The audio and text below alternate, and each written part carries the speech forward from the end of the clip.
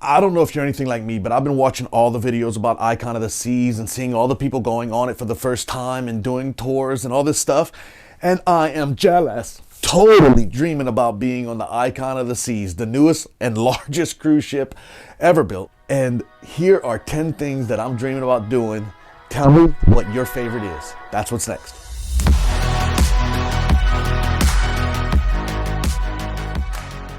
The first thing when I get on Icon of the Seas that I cannot wait to see and that are just really living in my dreams is going to be the Royal Promenade. The Royal Promenade is almost like a mall down the center of this ship.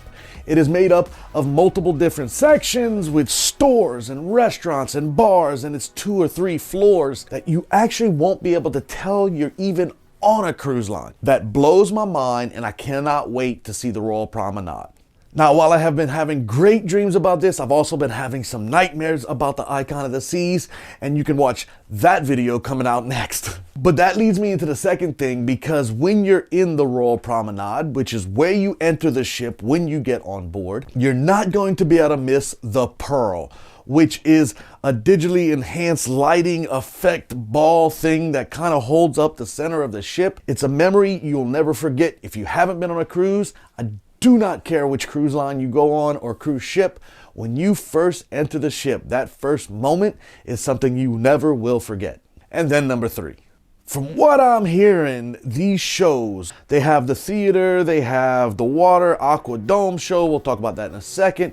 They have multiple different locations that they're going to be putting on shows, including Wizard of Oz. From all the research I'm doing, it looks like the general public also agrees that Royal has some of the best shows, and I am really looking forward to doing that again. So I'm super pumped to actually get to go to some shows, sit my butt down, have a drink, and watch.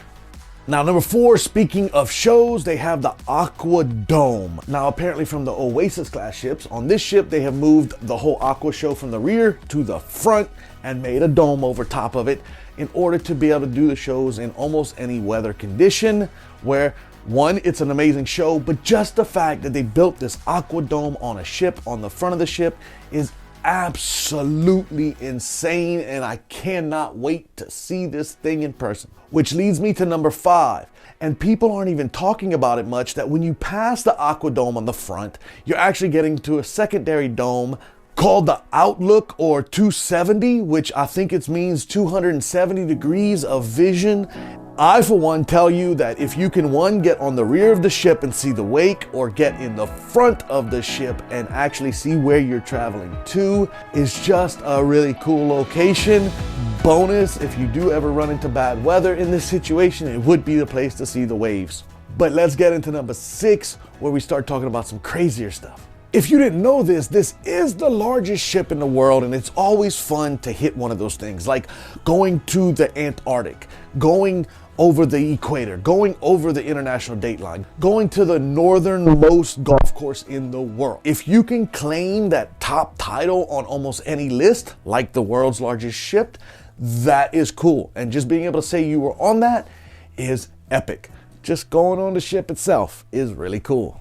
But number 7 is actually on the rear of the ship. It's an infinity pool overlooking the wake from way up high. It's the first ever infinity pool that is floating somehow. Not even sure how that's gonna work, but it looks like an amazing location to have a drink and just watch your life go by. And the best part of the infinity pool is that area is adults only. And being that me and Chelsea do not have children, we love that.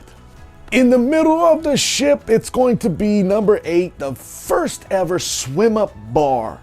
So you can sit in the pool and have a drink. I know swim up bars work in Cozumel, Cancun, Jamaica, almost every place and every port that these cruise ships go to. If they build a real big, beautiful port with a pool, it has a swim up bar. The reason why is I'm really looking forward to seeing a swim up bar on a cruise ship. Number 8. Yes, I might be 44 years old, but I do not care. The fact that there is a double person water slide, there is also a drop slide, and then there's a total of 6 water slides. I am not a roller coaster kind of person, but I am a water slide and water park kind of person. I will take water park over like roller coasters any day of the week. Sorry, Carnival, I prefer the water slides. So your little roller coaster is kind of silly. You be the judge, and if you're into water parks and water slides, obviously, this has the biggest water park at sea. Can't wait to see Thrill Island. I heard somebody say it's just like having the water park on their private island, but stuck on the top of a ship. That is just freaking insane. I don't know how far Royal's gonna go, but they are the trendsetters. They are the most insane cruise makers of all time. If you're into family orientated, full insanity. This ship is so damn cool that even in my dreams, it makes me happy. But then that's ad number 9, because not only can you go ice skating, water slides in the same day, how about hitting the surf simulator that's absolutely free if you set your time and reservation, and you can learn how to surf on a cruise ship. No, you can't do it from behind the cruise ship on a line, that would be pretty crazy too, but you can do it on a surf simulator. And I heard that Quantum of the Seas has one of these, and that'll be my first attempt at it in my life. Last time I cruised on Royal Caribbean, they had not made these ships yet. And 10 is part of my dreams and nightmares. They have the big Royal Caribbean logo, the crown and anchor on the side of the ship, and you can do something called the Crown's Edge. Now, in the nightmare video, you'll find out why. I don't know if I'm gonna do it, but I kind of want to, and I am dreaming about it, because you get to walk on course that leads you to a ledge while you're harnessed in over the side of the ship while the ship is cruising or in port.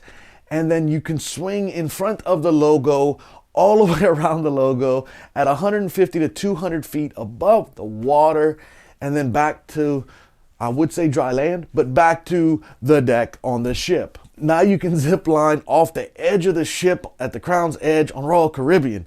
It's kind of a lot to say in one sentence, but damn, that's cool. But that's about the 10 or 11 things that I am strictly dreaming about when I go on Icon of the Seas that I want to do or at least check out. I want to hear from you. What would you do first when you got on Icon of the Seas, other than just be like,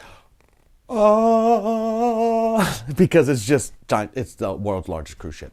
But if you want to know a few of the nightmares I'm having about Icon of the Seas, check out this video or subscribe and watch every one of our detours and see what happens next. Later.